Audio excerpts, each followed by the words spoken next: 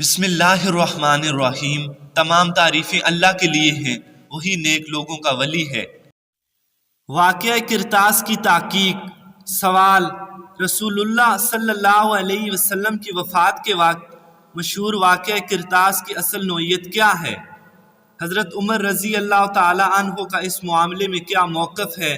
جواب: اس واقعہ کے متعلق امام بخاری نے کتاب العلم، کتاب الجزیہ اور کتاب المغازی میں، امام مسلم نے کتاب الوصیہ میں اور امام احمد نے مسند ابن عباس میں متعدد روایات مختلف سندوں سے نقل کی ہیں، جن کا سلسلہ ابن عباس پر تمام ہوتا ہے۔ کسی دوسرے صحابی سے اس باب میں کوئی صریح روایت منقول نہیں ہوئی ہے۔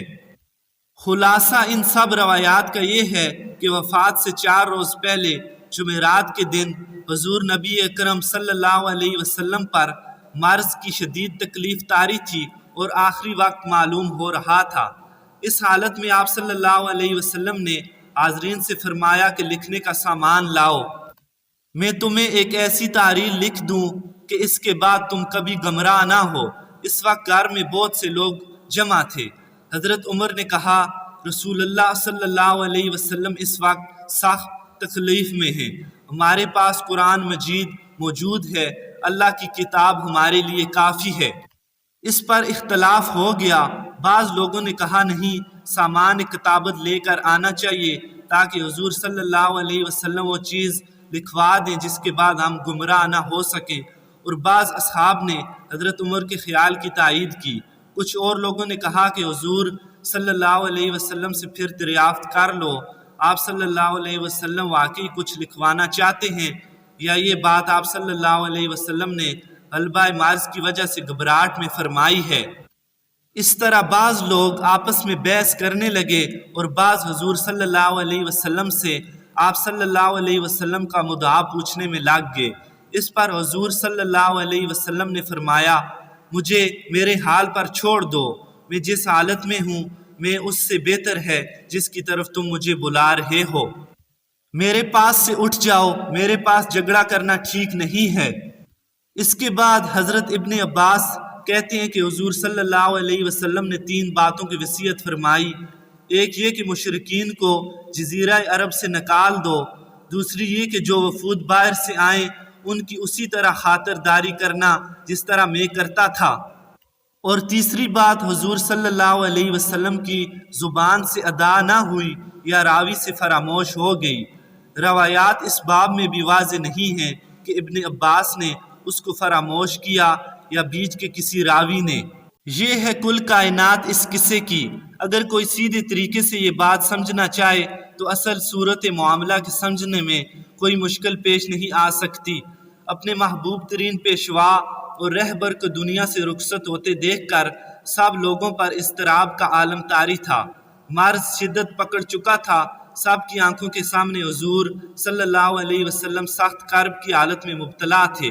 ابن عباس کا اپنا یہ حال تھا کہ اس واقعے کے سال بعد ایک روز شاگردوں کے سامنے ان کی زبان پر جمعرات کا لفظ آیا اور یکا یک پھوٹ پھوٹ کر رونے لگے۔ شاگردوں نے پوچھا، جمعرات کا کیا قصہ ہے جسے یاد کر کے آپ یوں بے حال ہوئے جا رہے ہیں؟ فرمایا، وہ دن حضرت صلی اللہ علیہ وسلم پر سخت تکلیف کا تھا۔ اس سے اندازہ لگایا جا سکتا ہے کہ عین اس وقت جب کہ حضور صلی اللہ علیہ وسلم پر یہ حالت طاری تھی، آپ کے جاں نثار خادموں پر کیا گزری ہوگی۔ اس حالت میں قلم دوات منگوانے کے لیے حضور صلی اللہ علیہ وسلم نے ارشاد فرمایا اور غرض یہ بیان فرمائی کہ ایسی کوئی چیز لکھوا دیں جس سے امت میں بعد میں گمراہ نہ ہونے پائے۔ مرض کی شدت میں ممکن ہے کہ بات صاف بھی زبان سے ادا نہ ہوئی ہو، اسی وجہ سے حاضرین کو شبہ ہوا کہ گھبراہٹ میں آپ صلی اللہ علیہ وسلم نے کچھ فرمایا جسے پھر پوچھ کر تحقیق کرنا چاہیے۔ حضرت عمر نے اس موقع پر جو کچھ کہا اس کا صاف مطلب تھا کہ حضور صلی اللہ علیہ وسلم اس وقت سخت تکلیف میں مبتلا ہیں۔ اس حالت میں آپ صلی اللہ علیہ وسلم امت کے لیے فکر مند ہو رہے ہیں اور کچھ لکھوانے کی زحمت اٹھانا چاہتے ہیں تاکہ لوگ آپ صلی اللہ علیہ وسلم کے بعد گمراہ نہ ہونے پائیں۔ لیکن اس وقت آپ صلی اللہ علیہ وسلم کو یہ زحمت دینا مناسب نہیں، امت کی ہدایت کے لیے قرآن موجود ہے، انشاءاللہ وہی گمراہی سے بچانے کے لیے کافی ہوگا۔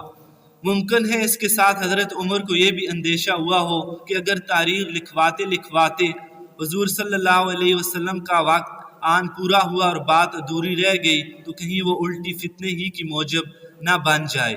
بہرحال یہ بالکل فطری امر تھا کہ اس موقع پر کوئی علم اور ہدایت کی حرص میں اس بات کا طالب ہوا کہ حضور سے ضرور کچھ لکھوا لیا جائے، اور کوئی اس شک میں پڑ گیا کہ حضور صلی اللہ علیہ وسلم واقعی کچھ لکھوانا چاہتے ہیں یا شدت مرض کی وجہ سے گھبراہٹ میں کچھ فرما رہے ہیں۔ ان تینوں قسم کے لوگوں میں سے کسی کی بات بھی ایسے موقع پر تو خلاف توقع نہ تھی اور نہ اسے نامناسب کہا جا سکتا ہے۔ اب رہ گئی یہ بات کہ حضور صلی اللہ علیہ وسلم جو کچھ لکھوانا چاہتے تھے، آیا اس کی نوعیت عام نصائح کی سی تھی یا کسی ایسے اہم حکم کی جسے ثبت کرا دینا امت کی ہدایت کے لیے ضروری تھی؟ تو اس کا فیصلہ بعد کے واقعات نے خود ہی کر دیا۔ حضور صلی اللہ علیہ وسلم اس واقعے کے بعد بھی 4 دن تک زندہ رہے۔ ان دنوں میں مرض کی شدت کا حال بھی یکساں نہیں رہا، اور اس زمانے میں وہی سب لوگ آپ صلی اللہ علیہ وسلم کے پاس بھی نہیں رہے جو جمعرات کے دن اس وقت خاص وقت پر موجود تھے، بلکہ اس مدت میں آپ صلی اللہ علیہ وسلم کو مسجد نبوی میں تشریف لے جانے اور جماعت اصحاب کرام سے خطاب کرنے کا موقع بھی ملا تھا۔ اگر واقعی کوئی اہم حکم ایسا ہوتا جسے ضبط تحریر میں لانا ضروری تھا تو حضور صلی اللہ علیہ وسلم ان دنوں میں کسی وقت بھی اپنے کاتبوں میں سے یا خود اہل بیت میں سے کسی کو بلا کر اسے لکھوا سکتے تھے یا زبانی ارشاد فرما سکتے تھے۔ اس سے حضرت عمر کے اس موقف کی صحت بالکل واضح ہو جاتی ہے۔ انہوں نے ٹھیک سمجھا تھا کہ شدت مرض میں امت کی فلاح کے لیے حضور فکر مند ہو رہے ہیں اور کچھ نصائح لکھوانا چاہتے ہیں۔ کسی بنیادی مسئلے کا فیصلہ لکھوانا اس حالت میں پیش نظر نہیں ہے، اس لیے اس تکلیف اور کرب کے عمل میں حضور کو یہ زحمت دینا ٹھیک نہیں۔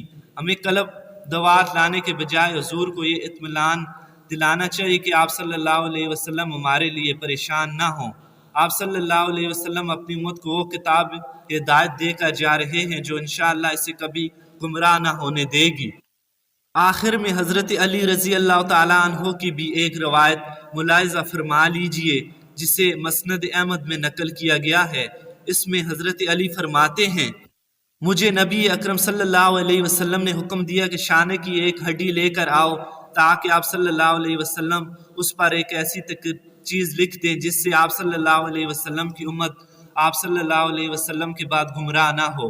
مجھ کو اندیشہ ہوا کہ کہیں اس کے لاتے لاتے آپ کی وفات نہ ہو جائے، اس لیے میں نے عرض کیا آپ فرمائیں میں یاد رکھوں گا۔